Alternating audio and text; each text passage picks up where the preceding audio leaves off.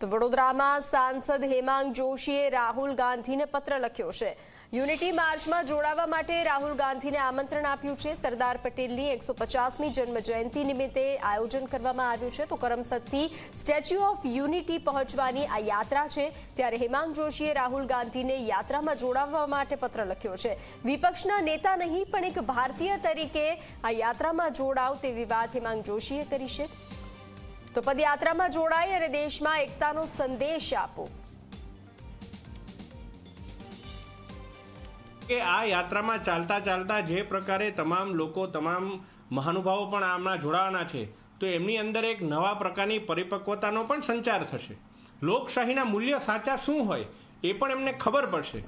એટલે આ બાબતે મેં આદરણીય રાહુલભાઈને આમંત્રણ આપ્યું છે। મને આશા છે, મારા ઓફિસથી એમને ટેલિફોનિક જાણ પણ કરવામાં આવી છે, એમના ઓફિસમાં અને પોસ્ટ પણ ગઈ છે અને ઈમેલ પણ કર્યો છે। મને આશા છે કે આ બાબતે જો તેઓ આવશે તો સમગ્ર કોંગ્રેસનું ભલું થશે। વડોદરામાં રાહુલ ગાંધીને સાંસદે લખેલા પત્ર મુદ્દે રાજકારણ ગરમાયું છે। પ્રદેશ કોંગ્રેસ પ્રવક્તા નિશાંત રાવલે સાંસદ પર પ્રહાર કર્યા છે। નિશાંત રાવલે સાંસદ હેમાંગ જોશીને નવા નિશાળિયા ગણાવ્યા છે।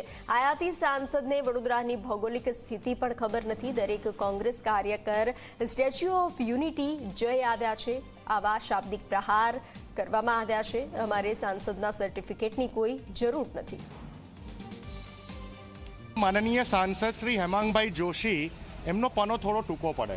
રાહુલ ગાંધીજીને કોઈ પણ વાતે એડવાઇસ કરવા માટે અથવા તો એમને આમંત્રણ આપવા માટે એમનો પનો થોડો ટૂંકો પડે। પરંતુ વડોદરા શહેરની કમનસીબી કે વડોદરા શહેરને આયાતી સાંસદ જેવી રીતે મળ્યા। હેમાંગભાઈ જોશી રાજકારણમાં કદાચ હજી હમણાં થોડાક વર્ષોથી આવ્યા હશે, એક કાર્યકર્તા તરીકે ભૂમિકા ભજવતા હતા। વડોદરા શહેરની જિયોગ્રાફીથી એ વ્યાજબી નથી, એમને કોઈ નોલેજ નથી કે વડોદરા શહેરમાં કેટલા ઝોન આવ્યા। અને એવા પ્રકરણમાં જ્યારે પોરબંદરથી આવીને વડોદરાના રાજકારણમાં અને એમના શીર્ષ નેતૃત્વને વહાલા થવા માટે આવા બધા પત્રો લખે, એને અમે સખત શબ્દોમાં વખોડી કાઢીએ છીએ।